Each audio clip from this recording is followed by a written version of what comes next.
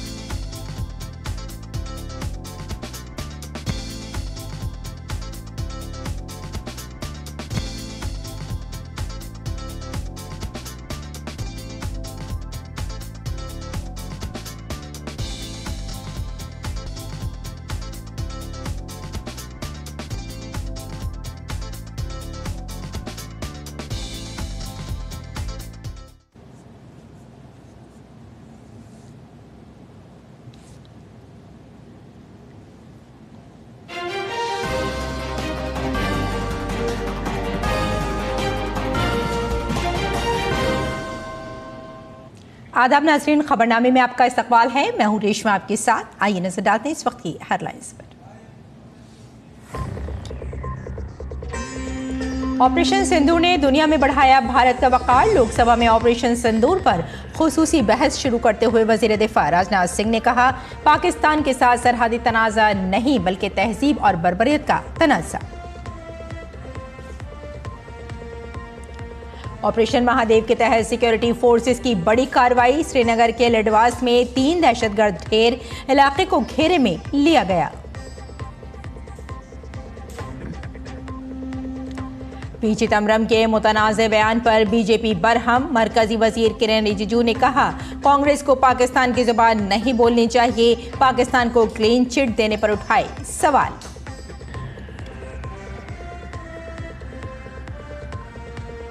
Thailand Cambodia गैर मशरूत जंगबंदी पर मुत्तफिक। दोनों ममालिक के दरमियान 4 दिन के खूरे इस्तनाज़े के बाद वापस आया अमन।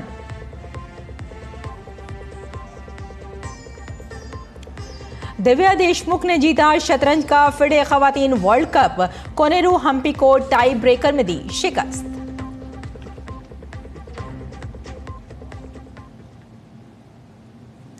और आइए अब खबरों पर डालते हैं तफसील से नजर। लोकसभा की कार्रवाई 2 बार मुलतवी होने के बाद लोकसभा में ऑपरेशन सिंदूर पर बहस शुरू हो गई है। वजीर दिफा राजनाथ सिंह ने बहस का आगाज किया और ऑपरेशन सिंदूर के बारे में जानकारी दी। अपने खिताब का आगाज करते हुए उन्होंने इस ऑपरेशन में शामिल बहादुर फौजी जवानों को सलाम पेश किया। ऑपरेशन सिंदूर के बारे में मालूमात देते हुए वजीर दिफा ने कहा कि हमारी अफवाज की तरफ से अच्छी तरह से मरबूत हमलों में 9 दहशतगर्दों के बुनियादी ढांचे के अहदाफ को दुरुस्तगी के साथ निशाना बनाया गया। एक अंदाजे के मुताबिक इस फौजी कार्रवाई में 100 से ज्यादा दहशतगर्द, उनके ट्रेनर, हैंडलर और साथी मारे गए।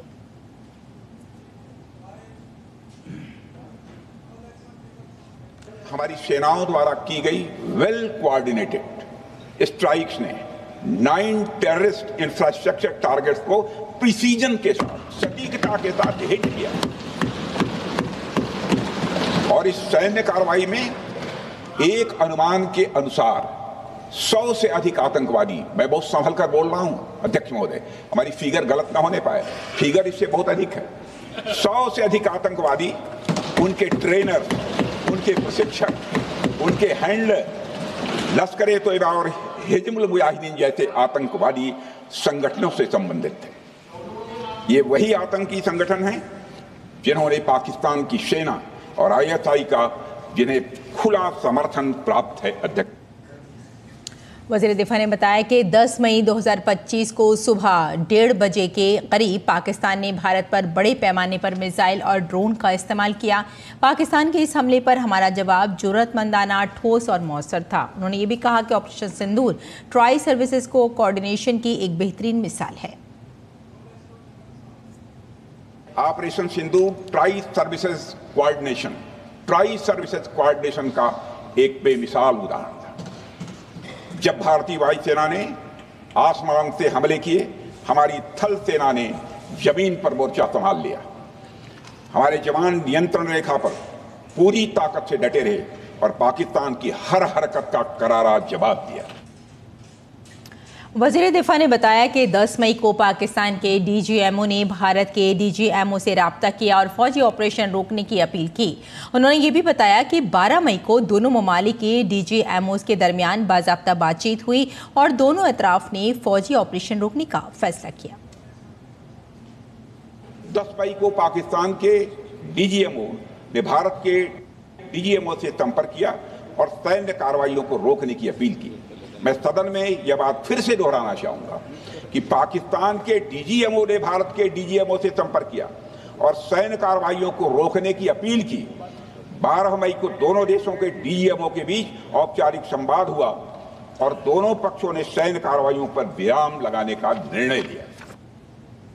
वज़ीर दिफा राजनाथ सिंह ने कहा कि ऑपरेशन सिंदूर का मजमूई सियासी और फौजी मकसद पाकिस्तान को दहशतगर्दी की शक्ल में प्रॉक्सी जंग लड़ने की सजा देना था। इसलिए मुसल्लह अफवाज को अपने अहदाफ के इंतखाब और मुंह तोड़ जवाब देने की मुकम्मल आज़ादी दी गई। ऑपरेशन सिंदूर का ओवरऑल पॉलिटिको मिलिट्री ऑब्जेक्टिव यह था कि आतंकवाद के रूप में प्रॉक्सी वार लड़ रहे पाकिस्तान को सजा दी जाए और इसी वजह से आर्म फोर्सेस को पूरी आजादी दी गई थी कि वो अपने टारगेट खुद चुने और करारा जवाब दें। और इस ऑपरेशन का उद्देश्य कोई भी युद्ध छेड़ना नहीं था, बल्कि फोर्स के डिमॉन्स्ट्रेटिव यूज से एडवर्सरी को झुकने के लिए मजबूर करना था। वज़ीर दिफा राजनाथ सिंह ने कहा कि पाकिस्तान की तरफ से स्पॉन्सर होने वाली दहशतगर्दी एक सोची समझी साजिश का हिस्सा है।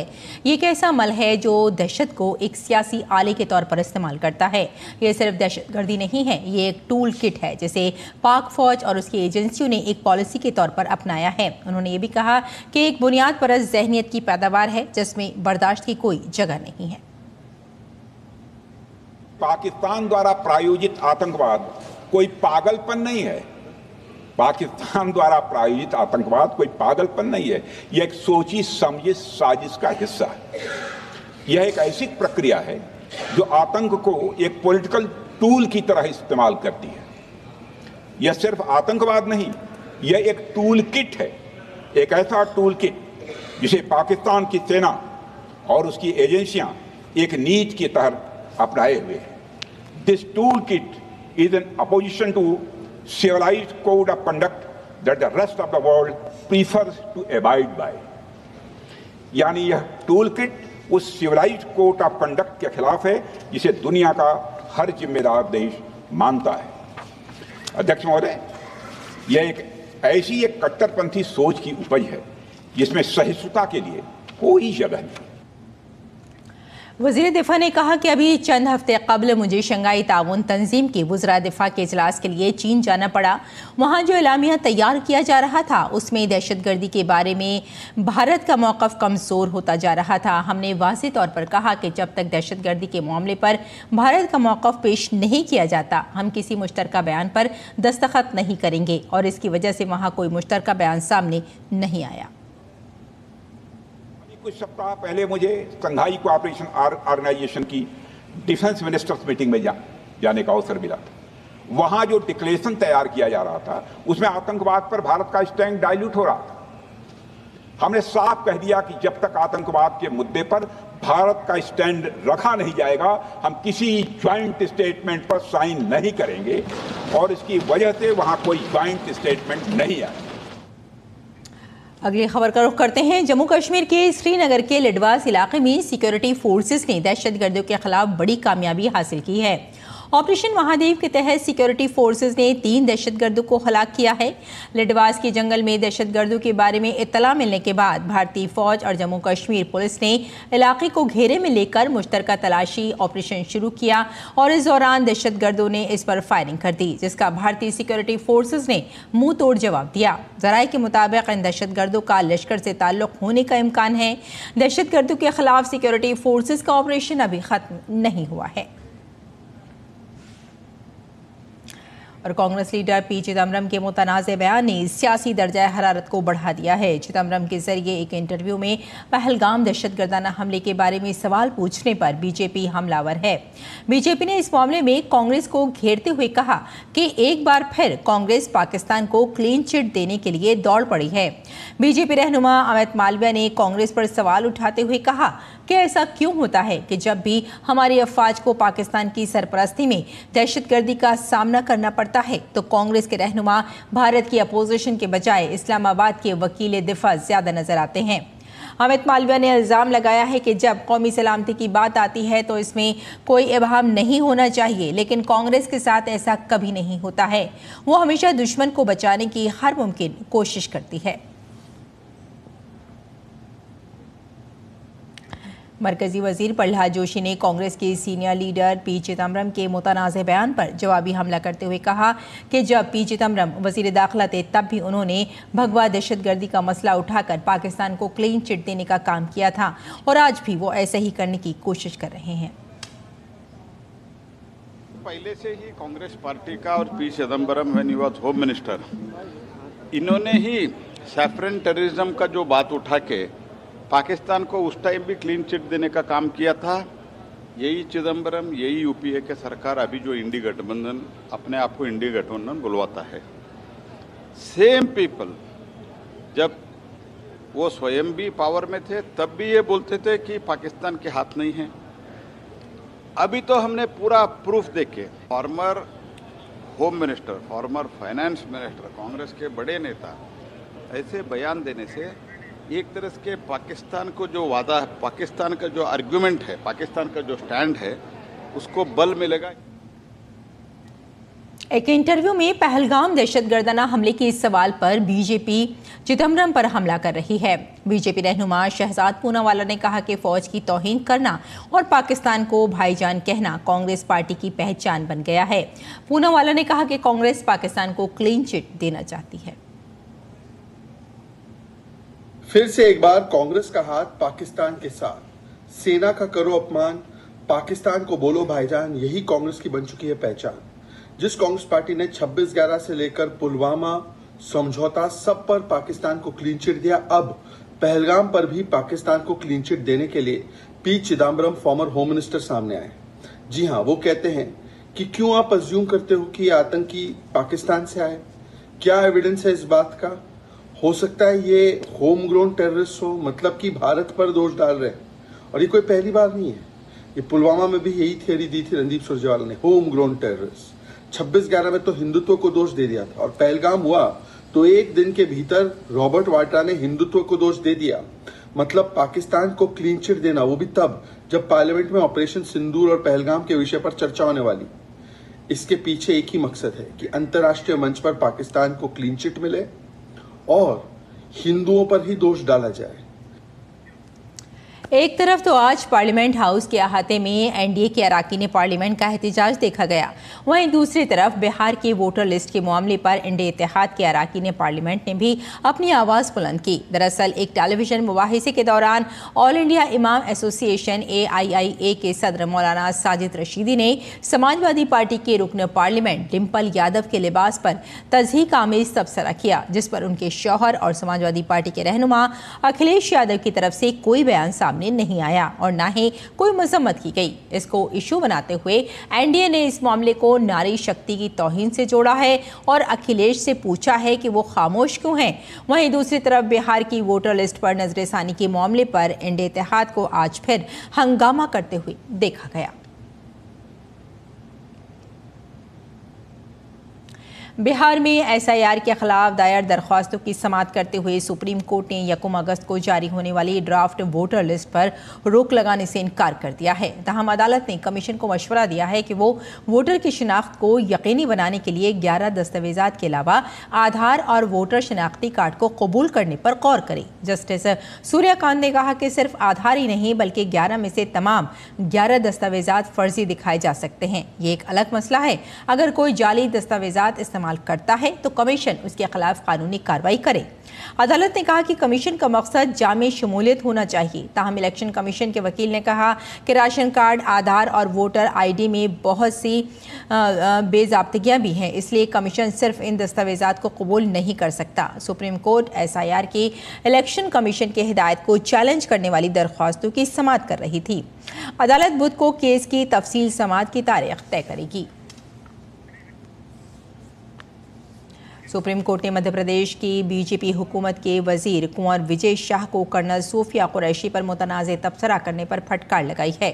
सुप्रीम कोर्ट ने अवामी तौर पर माफ़ी न मांगने पर विजय शाह से सवाल किया है। सुप्रीम कोर्ट ने कहा कि हमें आपकी नीयत पर शक है। साथ ही सुप्रीम कोर्ट के वकील वरुण ठाकुर ने SIT अफसर का हवाला देते हुए कहा कि इस मामले में तहकीकात की जा रही है। विजय शाह का बयान रिकॉर्ड कर लिया गया है। उन्होंने कहा कि विजय शाह ने अवामी सतह पर माफ़ी भी मांगी है। SIT के अरकान ने सुप्रीम कोर्ट को यकीन दिलाया है कि 13 अगस्त से पहले तहकीकात मुकम्मल कर ली जाएगी। ये जो चक्रवर्ती साहब हैं, वन ऑफ द मेंबर, उन्होंने आज रिपोर्ट लेके आए थे सील कवर में और ये कहा था कि हमारी इन्वेस्टिगेशन चल रही है और एक्यूज जो विजय शाह है उसके स्टेटमेंट रिकॉर्ड कर लिए गए हैं। तो उसमें हमारे द्वारा ये बताया गया कि इन्होंने 1-2 महीने होने वाले हैं, 2 महीने से ज़्यादा होने वाले हैं, बल्कि इन्होंने आज तक ऐसा कोई भी स्टेप नहीं लिया जिससे अभी भी जो चूंकि डेट लगी हुई थी तो इन्होंने लास्ट वीक ही इन्होंने स्टेटमेंट दर्ज किए हैं। और जब ऑलरेडी ये खुद ही एक्सेप्ट कर रहे हैं और पब्लिक अपोलॉजी भी मान रहे हैं तो इसमें इन्वेस्टिगेशन जांच जो वीडियो भेजे गए इसकी ज़रूरत नहीं है, फिर भी उसके लिए वेट कर रहे हैं। और SIT के जो मेंबर्स थे उन्होंने आश्वासन दिया कोर्ट को कि 13 अगस्त के पहले वो इस रिपोर्ट को इन्वेस्टिगेशन को कंप्लीट कर लेंगे। सदर और गवर्नर को उनके ज़ेरे इल्तिवा बिलों पर फैसला करने की आखिरी तारीख मुकर्रर करने से मुताल्लिक़ सदारती रेफरेंस की समाअत कल होगी। समाअत से पहले केरला हुकूमत ने रेफरेंस की मुखालफत करते हुए एक अर्जी दायर की है। केरला ने अपनी दरख्वास्त में कहा कि रेफरेंस में जिन 14 निकात पर वजाहत तलब की गई है उनमें से 11 निकात तमिलनाडु केस के फैसले में पहले ही वाज़े हो चुके हैं। मरकज़ ने तमिलनाडु केस में सुप्रीम कोर्ट के फैसले पर नजरसानी के लिए कोई दरख्वास्त दायर नहीं की, इसलिए इसे हतमी समझा जाना चाहिए। 22 जुलाई को सुप्रीम कोर्ट ने मरकज और तमाम रियासतों से कहा था कि वो 29 जुलाई तक इस मामले में अपना जवाब दाखिल करें। और नई तालीमी पॉलिसी ने भारतीय तालीमी निज़ाम में तारीख़ी तब्दीली लाई है। ये सिर्फ एक तालीमी पॉलिसी नहीं है बल्कि भारत के मुस्तक़बिल का एक ज़रूरतमंदाना और जामे विजन है। ये पॉलिसी महज अदद-ओ-शुमार से बालातर है और मकसद पर मबनी, अमली और कद्र पर मबनी तालीम को फ़रोग़ देती है। इस पॉलिसी के तहत 5 सालों में दाखिला, तहक़ीक़, ज़ुबान की बुनियाद पर तालीम और ख़वातीन की शिरकत में नुमायाँ इजाफ़ा हुआ है। पॉलिसी की कामयाबी इस बात का सबूत है कि भारत अब एक नए तालीमी इनक़लाब इंकलाब की तरफ बढ़ रहा है। हायर एजुकेशन डिपार्टमेंट के सेक्रेटरी डॉक्टर विनीत जोशी ने कहा कि सिर्फ 5 सालों में नई तालीमी पॉलिसी बड़ी तब्दीली का जरिया बन गई है। एक मजमून में उन्होंने कहा कि इस पॉलिसी की वजह से मजमूई दाखिले की तनासुब GER में इजाफा हुआ, तहकीक में पेशरफ्त हुई और तलबा के लिए बामकसद तालीम हासिल करने की राह हमवार हुई। और आइए अब अगली खबर पर नजर डाल लेते हैं। बिहार के वैशाली जिले में वाक़े बुद्ध सम्यक दर्शन म्यूजियम कम स्मृति स्तूप का इफ्तिताह 29 जुलाई को होने जा रहा है। बिहार के वज़ीर आला नीतीश कुमार ने सोशल मीडिया प्लेटफॉर्म एक्स पर यह इत्तला दी। वज़ीर आला ने कहा कि इस इफ्तिताही तकरीब के लिए दुनिया के तकरीबन 15 ममालिक से बुद्ध मत के पैरोकार और बुद्ध भिक्षु बिहार आ रहे हैं। उन्होंने इसे तमाम बिहारियों के लिए फ़ख्र का लम्हा करार दिया है। यह अज़ीमुश्शान स्तूप 72 एकड़ अराजी पर राजस्थान के गुलाबी पत्थरों से तामीर किया गया है। इस कॉम्प्लेक्स की ज़ाहिरी शक्ल को भी माहौलियाती नुक्ता नज़र से बहुत अच्छा बनाया गया है ताकि यहाँ आने वाले सयाहों को एक खुशगवार तजुर्बा हासिल हो। ये स्तूप बिहार के सकाफती विरसे और आलमी बौद्ध विरसे की अजीम अलामत है। बुद्ध सम्यक दर्शन म्यूजियम स्मृति स्तूप न सिर्फ वैशाली को आलमी बुद्ध मत की नक्शे पर कायम करेगा बल्कि सियाहत, सकाफत और रोजगार को भी एक नई सिमत देगा। उत्तर प्रदेश के सेकेंडरी सरकारी स्कूलों में डिजिटल तालीम को मजबूत बनाने पर खुसूसी तवज्जो दी जा रही है। इंतजामिया ने तालीम को टेक्नोलॉजी से जोड़ने के लिए एक बड़ा कदम उठाया है। रियासती हुकूमत ने इंस्टाग्राम पर एक वीडियो शेयर करते हुए लिखा कि रियासती हुकूमत स्कूली तालीम को एक नया मॉडल देने जा रही है, जिसके तहत अच्छी साइंस लैब, कंप्यूटर लैब, जदीद दौर से मुताल्लिक टेक्निकल लैब, मल्टीपर्पज़ हॉल्स होंगे। इसके अलावा एक बड़ा कैंपस भी तैयार किया जा रहा है। उत्तर प्रदेश के बाराबंकी जिले के हैदरगढ़ इलाके में वाक़े ओसानेश्वर महादेव मंदिर में एक बड़ा हादसा पेश आया। हादसे में 2 अक़ीदतमंदों की मौके पर ही मौत हो गई, जबकि 29 अफराद जख्मी हो गए। जख्मियों में ख़वातीन और बच्चे भी शामिल हैं।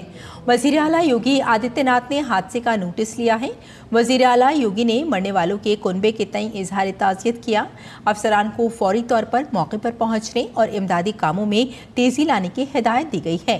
वज़ीर आला ने जख्मियों को मुनासिब इलाज फराहम करने की हिदायत दी है। आपको बताते चले कि सावन के तीसरे पीर को जलाभिषेक के लिए जमा होने वाले अक़ीदतमंदों की एक बड़ी भीड़ के दरमियान 12 बजे के बाद जल अभिषेक शुरू हुआ। इसी दौरान तकरीबन 2 बजे मंदिर के अहाते में अचानक बिजली का करंट फैल गया, जिससे भगदड़ मच गई। वाक़े के दौरान अक़ीदतमंदों में अफरा तफरी मच गई। लोग चीखों पुकार के दरमियान इधर उधर भागने लगे। मंदिर के अहाते में सिक्योरिटी के लिए पुलिस फोर्स पहले से मौजूद थी, लेकिन हादसे की इत्तला मिलते ही मौके पर पुलिस तैनात कर दी गई। तमाम जख्मियों को एम्बुलेंस के जरिए हैदरगढ़ और त्रिवेदी गंज कम्युनिटी हेल्थ सेंटर भेजा गया, जबकि कुछ शदीद जख्मियों को जिला अस्पताल बाराबंकी रेफर किया गया। वाक़े की इत्तला मिलते ही जिला मजिस्ट्रेट शशांक त्रिपाठी और पुलिस सुपरिंटेंडेंट अर्पित विजय वर्गे समेत आला अफसरान मौके पर पहुंच गए। डीएम ने बताया कि कुछ बंदरों ने बिजली के तार पर छलांग लगाई, जिसकी वजह से तार टूटकर मंदिर के अहाते के टीन शेड पर गिर गए, जिसकी वजह से करंट फैल गया और भगदड़ जैसी सूरत हाल पैदा हो गई। और थाईलैंड और कंबोडिया के रहनुमाओं ने पीर की आधी रात से जंगबंदी पर इत्तेफाक किया ताकि दोनों ममालिक के दरमियान 5 दिनों से जारी 1 दहाई में सबसे ज्यादा मौलिक झड़पें खत्म हो जाएं। मलेशिया के वजीर आजम और आसियान के मौजूदा चेयरमैन अनवर इब्राहिम की मेज़बानी में कोलालमपुर में होने वाली मीटिंग के दौरान दोनों फरीकों ने जंगबंदी और बराह रास्त बातचीत दोबारा शुरू करने पर इत्तेफाक किया। अनवर ने सरहदी तनाज़े की वजह से गुज़श्ता जुमेरात को शुरू होने वाले तनाज़े को रोकने के लिए जल्द मुज़ाकरात की तजवीज़ पेश की थी। इससे कबल अमरीकी सदर डोनाल्ड ट्रंप ने दोनों रहनुमाओं से फ़ोन पर बात की और ख़बरदार किया कि अगर तशद्दुद बंद न हुआ तो अमरीका तिजारती मुआहदे पर आगे नहीं बढ़ेगा। कशीदगी उस वक्त मजीद बढ़ गई जब मई के आखिर में एक मुख्तसर झड़प के दौरान कंबोडिया का एक फ़ौजी मारा गया। इसके बाद दोनों अतराफ ने सरहद पर फ़ौजी तैनाती में इजाफा किया। थाईलैंड की कमज़ोर इत्तेहादी हुकूमत को बहरान में डाल दिया। कंबोडिया के वज़ीर आज़म ने मीटिंग के बाद कहा कि आज की मीटिंग मुस्बत रही। हमें उम्मीद है कि ये तनाज़ा को रोकने में फ़ैसला कुन साबित होगा, जिसमें बहुत से लोग हलाक और सैकड़ों बेघर हो चुके हैं। और भारत की नौजवान शतरंज खिलाड़ी दिव्या देशमुख ने खवातीन के शतरंज वर्ल्ड कप 2025 का खिताब जीत लिया है। सिर्फ 19 साल की दिव्या ने जॉर्जिया में मुनक़दा इस वर्ल्ड कप के फाइनल में भारत की लीजेंडरी खिलाड़ी कोनेरू हम्पी को शिकस्त देकर यह एहसास हासिल किया। इसके साथ ही वो वर्ल्ड कप जीतने वाली पहली भारतीय खातून शतरंज स्टार बन गई। पिछले साल दिव्या ने जूनियर वर्ल्ड चैंपियन का खिताब जीता था और अब वो खवातीन शतरंज वर्ल्ड कप की भी चैंपियन बन गई हैं। यही नहीं, इस खिताबी जीत के साथ ही वो अब भारत की चौथी खातून ग्रैंड मास्टर भी बन गई हैं। तो खबरनामे में फिलहाल इतना ही। इजाजत दें, आदाब।